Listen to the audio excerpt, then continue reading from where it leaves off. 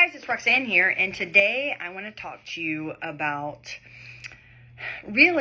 how sometimes when we think that we're going to change our lifestyle habits, how it can seem very complex and very overwhelming. And when we feel this way, where do we start? Like, what should we do? Well, the first thing that I would say you should do is plan what you're going to eat.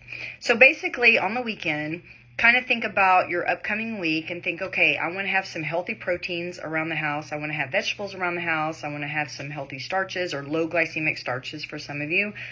I want some protein snacks. So I need the capability to make like chicken salad or tuna fish or shrimp cocktail, or even almost like taco meat in a lettuce wrap. I mean, there's so many different things, but you have to kind of think about your week that's coming up and go to the grocery store and make some food on the weekend so you'll have it easy for you to grab.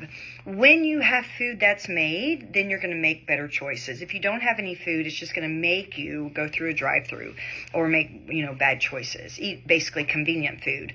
The other thing, too, is when you make the food, make a lot so you can actually freeze half of the other food. So by Wednesday, you might start running out of food. Tuesday, you can take some of the other food out of the freezer and have it ready. Or what you can do is on Wednesday, make some more food. That way it's different. And then you can, again, freeze the excess food in, serving size packages, put it in the freezer. And in time, your freezer is going to be full of different foods so you don't get bored. But the number one thing you need to do is make food for breakfast, for lunch, for dinner, and for those 2 snacks. That is the first thing. If that's too complicated and you're like, man, I can't do that right now, then what you can do is go get foods from the places that already have the food prepared. Around here in Houston, there's lots of different things.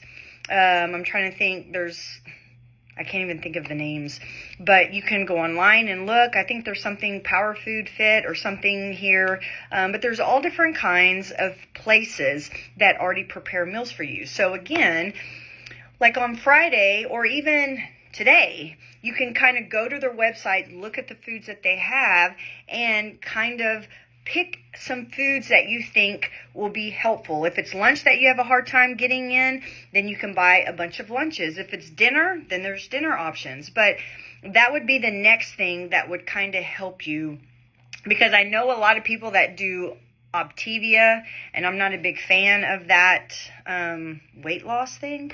However, it is helping people, not because it's a good option because you're eating out of boxes and stuff. I mean, because once you stop doing that, you're going to put your weight back on. But what I like is that they're just giving them the food and say, here, this is what you eat. That makes it very simple. So find a place that makes healthy meals and do mostly protein and vegetables where you can just go pick them up and then you have it. You have the food. You're not eating out of a box or a can. It's real food. It's not a bar or a shake. It's real food that has been made for you. So really work on finding ways to do that.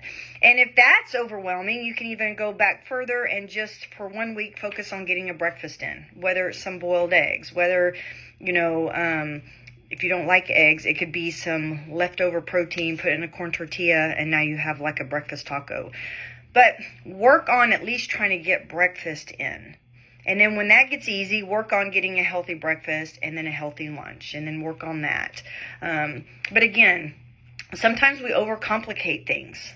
If you work on getting your food in, if you work on maybe even just drinking more water, say, hey, starting from this day forward, I'm going to drink, 60 to 80 ounces of water a day.